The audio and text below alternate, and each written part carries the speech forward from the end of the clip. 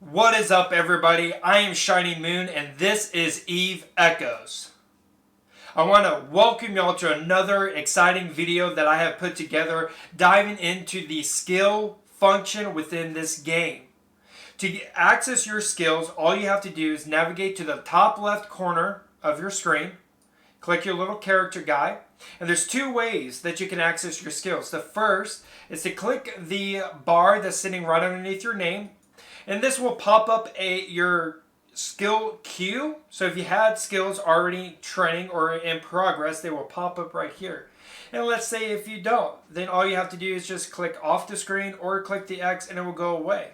And you will be brought to a screen that lays out the two overarching career paths or pilot paths or whatever you want to call it, skill paths that you could choose from. The second way to access your skills is to click on the DNA strand, or for those of you like me who can read, just read skills and click on it and it leads you to the same screen, which is pretty cool. What I really enjoy about this game so far is the depthness, if that's a word, of the skill structure that you can choose from. You can either choose to be a fighter within this game, so you have four choices. You have cruising technology, which is tailored towards your ship. You have maintenance technology. Sorry, all of these are tailored towards your ship, but you have specific ones. So you got cruising technology, maintenance technology, electronics, and weapons technology, or weapon technology. So you get to pick which ones you really want to focus on at the start of it. And that's if you want to be a fighter. So let's close out of this real quick. You can see I have a ship right here. Okay. And in this ship, you can choose different fittings or different weapons that you can choose from. Okay. So let's say right now I have a small rifle turret attached to my ship. Okay. And let's say I want to improve some of that technology. Well, to do so, I need to go to my skills, click on skills, go to weapons technology or weapon technology, and down here there is actually it's going to be over here. Is it classified as a railgun? Let me go back and look, just so I can show you like the exact one. If you click and hold, you'll have a pop-up that pops up that gives you more in-depth information about that weapon. So again, if you just click and hold, this information will pop up. Okay, so right here it's telling me that it's a railgun. Okay, cool. So let's say I need to improve that skill. So I click on my skills, go to weapon technology, railgun, and then I can start working on my small railgun operation. To get this skill started, I just have to hit train level 3 skill. Now, I want to preface real quick that if you have 3 accounts, 3 characters within your game, so for mine I have 3 accounts already. Only 1 character out of the 3 can be training a skill at a time. So if I hit train level 3, it says you currently have 1 character that can, I have to click out, be trained for skills and cannot train new skills. And you cannot add new skills to the queue. So in this case, only one of your 3 characters can be training a skill. Do I like this? Yes and no. I understand the, implications behind it, or the reasons why. It's so that like certain players don't have 3 overpowered accounts at once. I understand that. However, if you use BlueStacks or any other Android emulator, or mobile device emulator, then you could just have multiple accounts. And so that kind of defeats the purpose. So does it really help? Maybe if you don't have a lot of time on your hands and you don't want to have multiple accounts. But for those that have a lot of time and want to invest in this game, not like money-wise, but time-wise, they'll just spin up other accounts or other emulators. So it kind of, I don't know, I feel like it's a catch-22 there. But whatever. What's also really cool is, unlike other games like Rise of Kingdoms, which is the last mobile game I want to say last. I'm currently playing it still, but I'm like teetering on whether I should not stop or not. You have to train all of your economy and all of your military stuff to get the best troops within the game.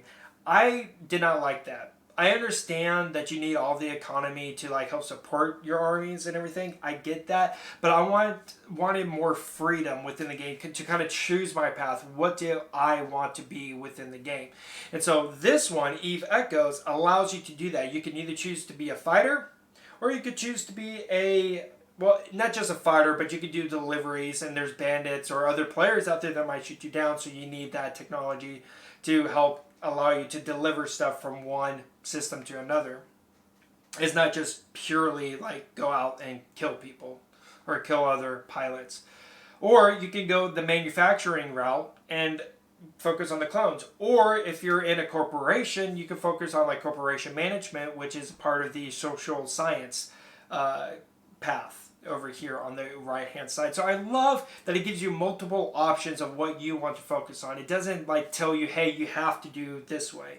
In another video that I'm going to put out, I'm going to focus on the Q, or not the Qs, the corporation. I'm going to focus on what you can choose within that corporation. Okay, or not what you can choose, how you should structure it. There should be players for fighting, and there should be players for manufacturing. But again, that's going to come in a later video. What I also really like about how they done the skill part of this game is, let's say you're like me. You have a 60-hour skill training, okay, and it ends at 2 a.m. in the morning. 2 a.m. is really early for a lot of us, and we're going to be asleep, sound asleep in our beds, hopefully. Well, what do you do when the skill runs out? Well, for this game, if your skill completes and you have nothing else queued up within your skill queue, it will generate free skill points, meaning you don't miss out on training skills. So when you wake up at 6, 7 in the morning to start your day, and you log in your game and you go like, oh crap, I forgot to train a skill. Well, don't worry. You just have to start a skill, and then you can use your free skill points down here at the bottom right to expedite that skill. So in other games, you have like speed ups within the game that help speed up your research or your training, or whatever it may be. But in this case, you get free skill points. Now, you can only get free skill points in two ways. The first is an early achievement by logging in the game. Okay, and once you get it, that's it. There's no other way to get it. The second one is you forget to train something, and then you generate free skill points, which is why I really love this game. It makes it really hard for you to be pay to win. Ideally, it only has a subscription, okay? And there's one bundle that you could buy to help increase your speed, but you can't stack it. Once you have 15% increase of tech speed, that's it. Which is why I really love this. It allows players like myself, who's not paid to win, a chance in a game. Now, for those who may be familiar with Rise of Kingdoms, that is a pay-to-win game. By all means. People complain all the time that it's paid to win. And I agree. It is a pay to win. So you're not spending money in it, you're going to get left in the dust. Not like this game. This game, you can be just like any other players. Okay? But where it comes down to the nail, which I would suggest y'all do, I guess, or recommend you do, is if you pick a career path for this character, stick to it. Don't jump from ship to clones to ship to clones to ship, like back and forth. If you want to be a fighter, be a fighter. Don't worry about the manufacturing stuff. If you're in a great corporation, there's going to be pilots in your corporation that are manufacturers and will provide you the things that you need. Focus on being a fighter. Or if you want to manufacture, focus on that side of the skill tree. But it's completely up to you. If you want to go both ways, by all means. I just feel like that might be putting you in a disadvantage, as other players or other pilots will be focusing solely on a specific skill set so they can dominate in that area. But that's just my advice. Let me know in the comments section below, what career path are you going to choose? Are you going to be a fighter? Or are you going to be a manufacturer, industrialist, or corporation leader? I want to know, and I would love to have that conversation with y'all in the comment section below. Also, I will be putting out more content in the future, so if you really enjoyed this video, please, I ask that you give me a subscribe button so you don't miss any of this incredible information or incredible content that I'm going to be putting out in weeks to come.